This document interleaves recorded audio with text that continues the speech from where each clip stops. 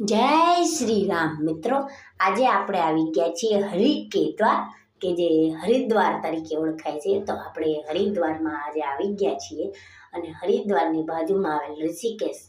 તો આજે આપણે ઋષિકેશમાં આવી ગયા છીએ ને ઋષિકેશનું જે મેઇન અને પ્રખ્યાત જે જોવાલાયક જે સ્થળ છે એ છે લક્ષ્મણ ઝૂલા, જાનકી ઝૂલા અને રામ ઝૂલા. તો એમાંથી આપણે આજે જાનકી ઝૂલાએ આવી ગયા છીએ.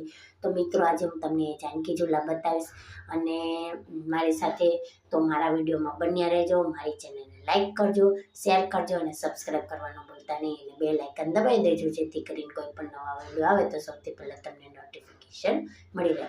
તો જુઓ મિત્રો, આજે આપણે આ જાનકી ઝૂલાએ અને ત્રિવેણી સંગમ પણ સાથે સાથે આવી ગયા છીએ. જોઈ લો મિત્રો, આ સરસ મજાની યોગ નગરી ઋષિકેશ તરીકે પ્રખ્યાત છે. આ એનો ઘાટ છે. જો તમને સામે ગંગા નદી પણ તમને દેખાતી હશે. જોઈ લો, આ છે ઉત્તરાખંડ દેવભૂમિ ઋષિકેશ કે જે ઉત્તરાખંડનું મેઇન સ્થળ તરીકે ઓળખાય છે એ છે મિત્રો. જોઈ લો, તમે જોઈ શકો છો. આ એનો ઘાટ પણ તમને દેખાશે. ત્રિવેણી સંગમ, ત્રિવેણી ઘાટ તરીકે પણ તમને ઓળખાય છે મિત્રો. આ તમે એના જોઈ શકો છો. જો અહીંયા આરતી સ્થળ છે એટલે અહીંયા બેઠા બેઠા લોકો આરતી પણ અહીં ગંગાજીની કરી શકે છે મિત્રો. તમને અત્યારે એ દેખાઈ રહ્યું છે મેઇન છે. જો અહીંયા લખેલું છે જય ગંગામાં, એટલે કે આ અહીંયા ગંગા મૈયાનું મેઇન સ્થળ છે કે જ્યાં આરતી થાય છે. અને આ સરસ મજાનું આ દ્રશ્ય છે ને અહીંયા બેઠા બેઠા તમે ગંગાજીની આરતીનો લાવો લઈ શકો છો.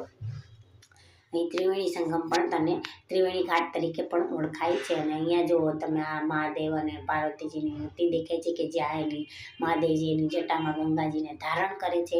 એવા સરસ મજાના અહીંયા એના પૂતળા મૂકેલા છે મિત્રો. મૂર્તિઓ પણ મૂકેલી છે અને સરસ મજાની ફાઉન્ટેનની વ્યવસ્થા પણ કરેલ છે. જોઈ લો, તમે જોઈ શકો છો. ઘાટ પર તમને કેટલી બધી પબ્લિક સુંદર મજાની પણ દેખાશે.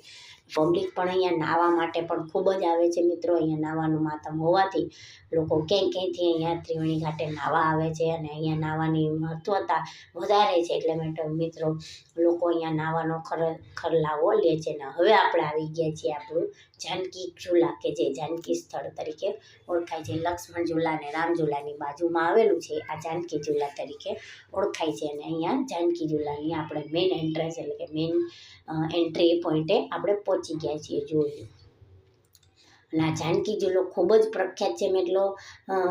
અને લોકો ઋષિકેશમાં આને જોવા માટે જ સ્પેશિયલ આવે છે. કારણ કે જોઈ લખેલું છે આઈ લવ જાનકી સેતુ, એવું લખેલું પણ છે, તમે જોઈ શકો છો.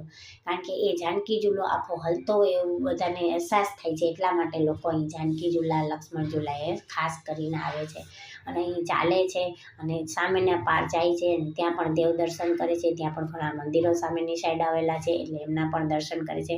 જો એક બાજુ ચાલવાની વ્યવસ્થા છે ને એક બાજુ ગાડી એટલે કે ટુ વ્હીલ પણ સામેની પાર જઈ શકે છે. જોઈ લો, ટુ વ્હીલની પણ અલગ વ્યવસ્થા છે, અલગ લાઈન છે અને એમાં ટુ વ્હીલ જાય છે ને એક બાજુ ચાલવાની લાઈન છે કે જેમાં એક બાજુ જવાની જગ્યા છે, એક બાજુથી સામે લોકો આવે છે મિત્રો. સામેના પાર દેવ દર્શન કરી અને રિટર્ન લોકો થાય છે. ને કે જે લોકો પાસે ગાડી હોય એ ગાડી લઈને પણ ટુ વ્હીલ લઈને પણ જઈ શકે છે. આ જાનકી ઝૂલા ઉપરથી પસાર થઈ શકે છે.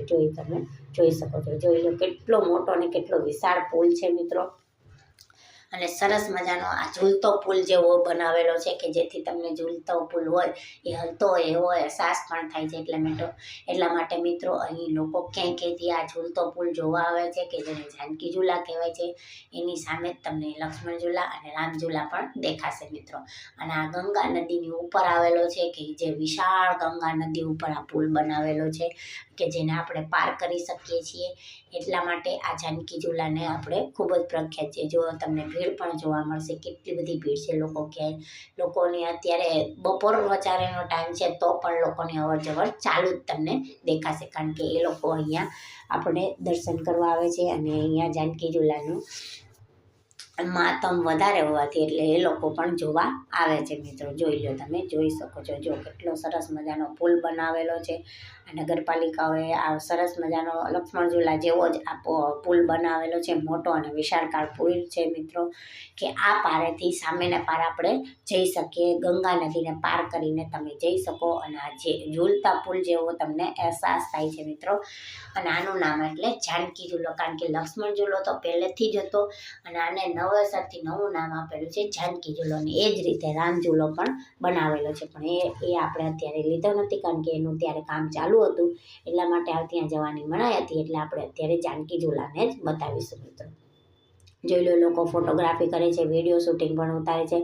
સાથે સાથે અહીંથી ઋષિકેશ અને બીજા ઘણા સ્થળો કેટલી દૂર આવેલા છે એમના પણ તમને ચિત્રો ને બધું દેખાશે. અને આ છે ઋષિકેશમાં આવેલો એ જાનકી ઝૂલા સહિતનો ઘાટ છે, ગંગા ઘાટ. તમે જોઈ શકો છો, જોઈ લો કેટલી સરસ મજાની ગંગા નદી વહેતી તમને જોવા મળે છે. અને ગંગા નદીનું પાણી તમને ત્યાં તેલ જેવું ચોખ્ખું જોવા મળે છે. તમે જોઈ શકો, જોઈ લો પથ્થરો, અને ઘાટમાં જે નાના નાના પથ્થરો પણ આવેલા છે એ લોકો પોતે પોતાના ઘરે લઈ જાય છે, કારણ કે આ ગંગાજીના નદીના સતત ઘસાતા પથ્થર છે. અને સરસ શિવલિંગ જેવા તમને દેખાશે. આ પથ્થર બધા પોતપોતાના ઘરે લઈ જાય છે અને એને પૂજે છે, પૂજામાં રાખે છે. એટલા માટે આ લઈ જાય છે. અને ગંગા નદીના પાણીથી પવિત્ર થયેલા પથ્થર છે, એટલા માટે લોકો પોતપોતાના ઘરે લઈ જાય છે અને આને પૂજે છે મિત્રો. તો મિત્રો, જો મારો આ વિડીયો ગમ્યો હોય તો મારી ચેનલને લાઈક કરી દેજો, શેર કરી દેજો અને સબસ્ક્રાઈબ કરવાનું ભૂલતા નહીં. ફરીથી મળીશું નવા વિડીયો સાથે. ત્યાં સુધી સૌને જય શ્રી કૃષ્ણ. આવજો, ટાટા, બાય બાય, હર હર મહાદેવ, હર જય શ્રી કૃષ્ણ મિત્રો. ફરીથી મળીશું નવા